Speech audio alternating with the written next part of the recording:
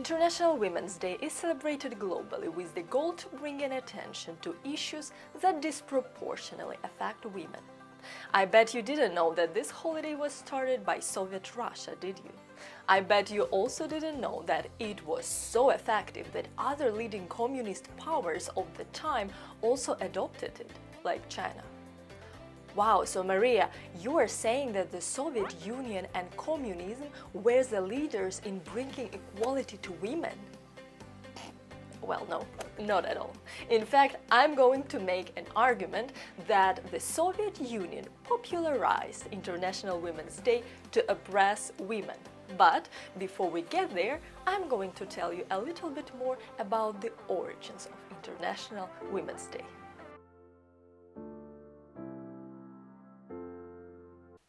International Women's Day has its roots in the middle 19th century when the women's rights movement of suffragettes began, demanding basic equality between women and men in economic, political, and educational spheres. The origins of the holiday can be traced back to March 8, 1857, when garment workers in New York City staged a protest against inhumane working conditions and low wages. During the march, they demanded a 10-hour workday instead of 16-hour workday, equal pay to men, and the right to vote. The police attacked the protesters and dispersed them. But the movement continued and led to the creation of the first women's labor union. It was one of the first demonstrations for fight for their rights and different movements and events, and followed one another from then on. This protest became a symbol for American feminists who in the early 20th century began to hold marches on March 8th, demanding equal voting rights for both genders.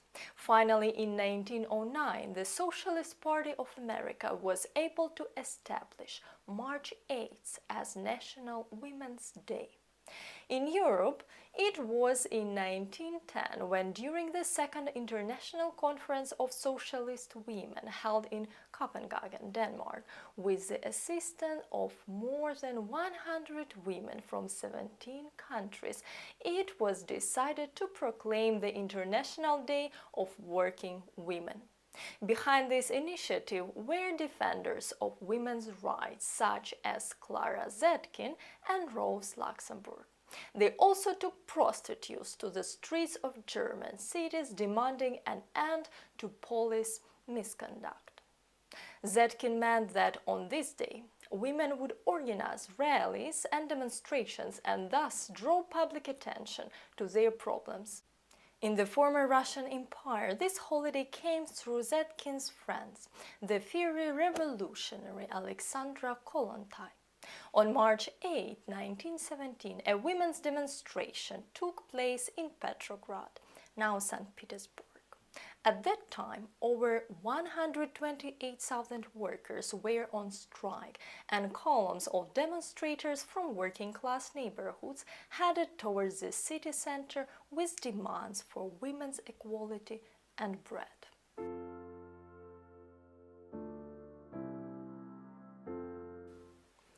This is how, in the Soviet version, Ladies of the Evening was replaced with Working Women. This happened at the beginning of the Russian Revolution. 4 days later, the emperor signed a decree granting women the right to vote. But this did not stop the revolution. Petrograd Bolsheviks used the celebration of International Women's Day to organize rallies and meetings against war, inflation, and the difficult situation of working women. Initially, the Bolshevik government granted unprecedented freedoms to Soviet women. The 1918 Constitution of the Russian Soviet Federative Socialist Republic established a wide range of rights and privileges for all and equal opportunities for women on par with men. At that time, no other country in the world had such liberties. For example, super-democratic Switzerland only gave women the right to vote and be elected in 1971. In reality, the Bolsheviks saw the potential of organized and conscious women as an instrument to establish control over them and to strengthen their own political influence on society. In 1921, the Second Communist Women's Conference, dedicated to celebrate International Women's Day on March 8 in memory of women's participation in the demonstration that preceded the February Revolution, which resulted in the overthrow of the monarchy. In the first years of Soviet rule, the meaning of International Women's Day began to be systematically altered, primarily by shifting the emphasis from gender equality to class struggle. On political posters of that time, this day was called the Day of Solidarity of Women Workers, Proletarians, and so on. At the same time, women were practically deprived of the initiative in terms of the format of events held on International Women's Day and the possibility of organizing mass events. These powers were transferred to women's councils, special structures within the party centers.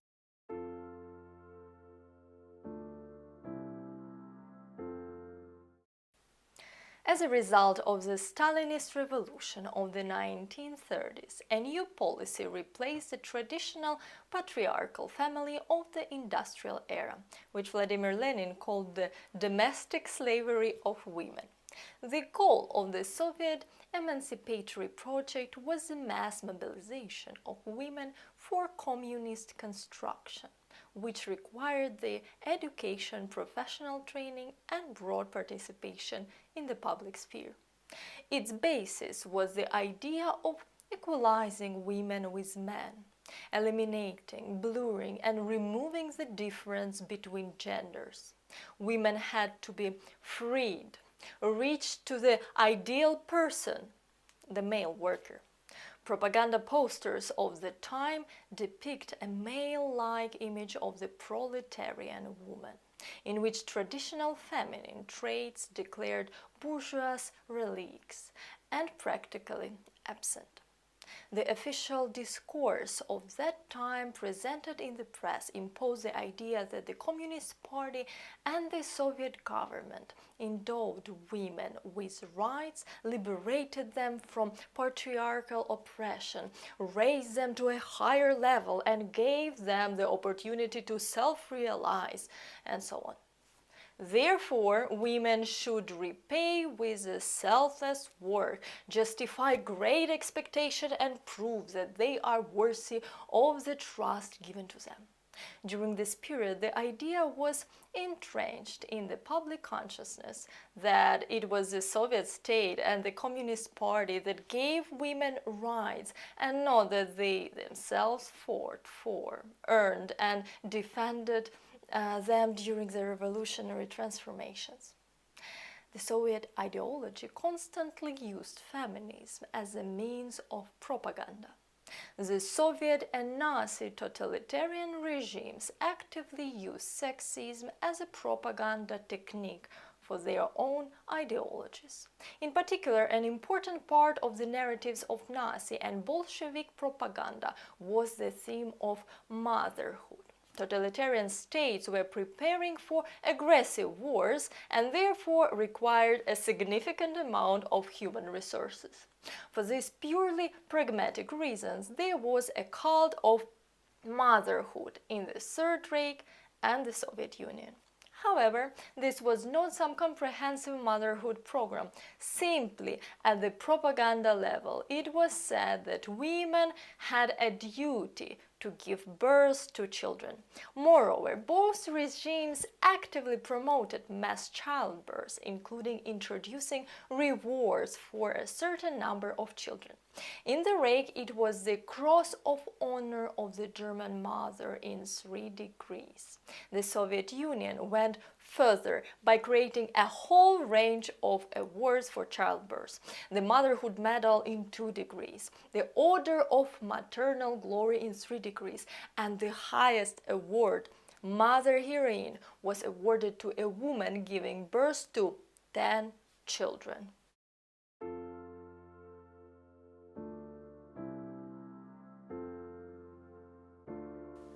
In 1936, the People's Commissariat of the USSR issued a decree of the prohibition of abortion, the increase of material aid to mothers, the establishment of state aid for large families, the expansion of maternity hospitals, nurseries and kindergartens, the strengthening of criminal punishment for failure to pay alimony, and some changes in divorce legislation. Marshal of the USSR, Georgy Zhukov, once said that women will give birth more.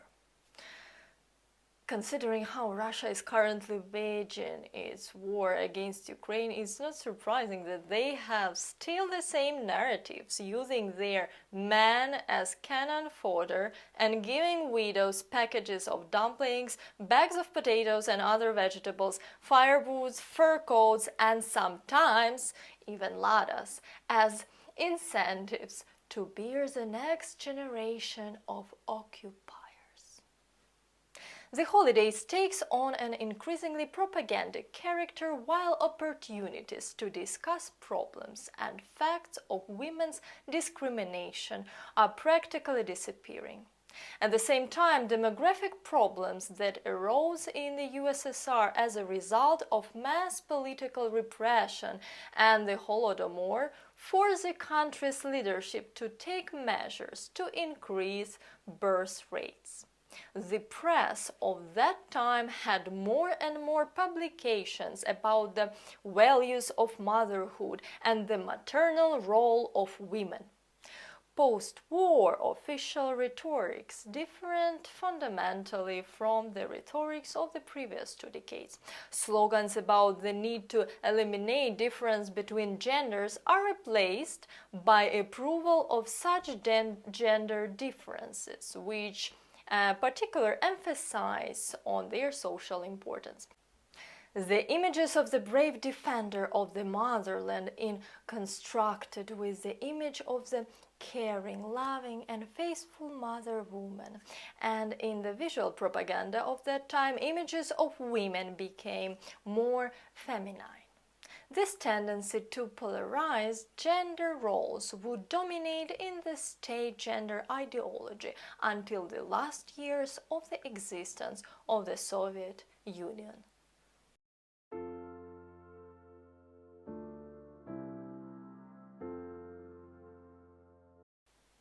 Therefore, what the state needed above all were working mothers. At the same time, access to all kinds of work and declared civic equality did not apply to politics. Women could aspire to membership in the party, but not to participation in its governing bodies. They held decorative leadership positions. They headed councils, trade union, Komsomol organizations, and so on. Only the woman who engaged in man's work was worthy of respect. If a woman chose primarily her usual duties, caring for the home, giving birth and raising children, she faced public condemnation, being called unemployed, lazy, and other stuff. For a long time, official ideology denied the sexuality and physicality of Soviet working women. The social taboo was particularly evident in the field of fashion. In particular, during the cult of personality period, there was a ban on clothing that emphasized women's forms. Until the mid-1950s, women did not wear décolleté, used shoulder straps, wore long skirts and white skirts and other stuff. The clothing of Soviet citizens should not emphasize their charm. It should be modest and as simple as possible.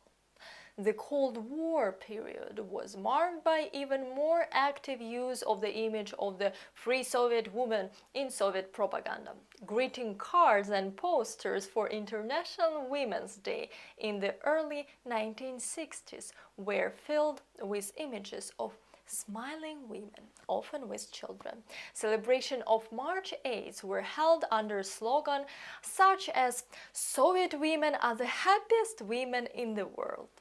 Celebration of International Women's Day in workplaces were accompanied by praise for the party and governmental tireless care for women and the awarding of the best to their labor achievements for the benefit of the socialist motherland. A turning point in the sense and style of celebrating Women's Day was in 1965 when March 8th became a non-state holiday.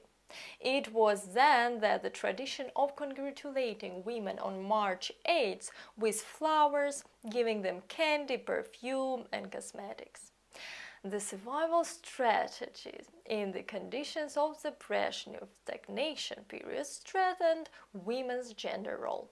The ability to obtain food products, provide the family with clothing, arrange for her children to attend a kindergarten and a good school, organize visits for elderly relatives to a qualified doctors or receive guests. All of these determine the social competence of the housewife. The position of a Soviet woman gave her responsibility, strength, ability to manage others who depended on her care. In such conditions, the infantilization of men continued, who were unable to take part of their household duties, at the same time unable to fully realize themselves in the social sphere.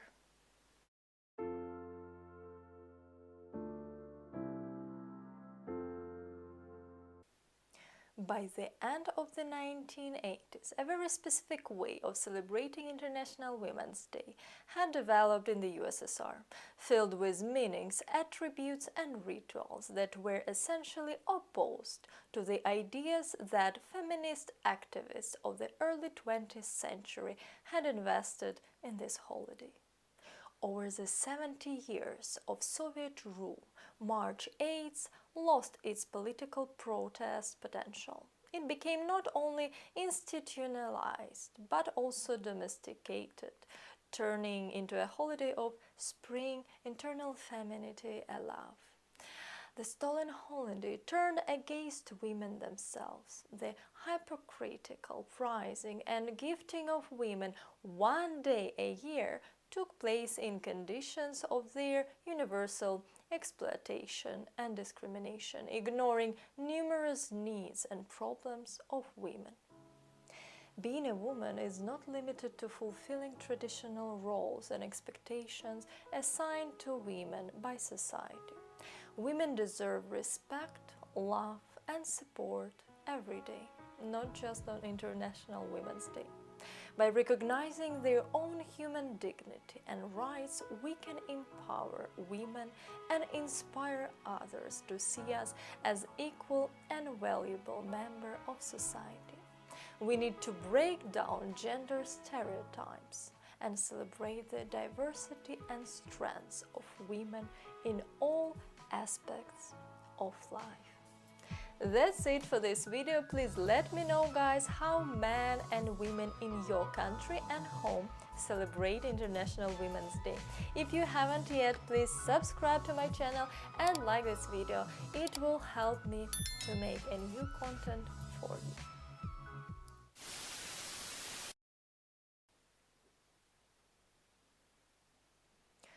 Teddy bear again for International Women's Day? Okay, give it to me. So cute.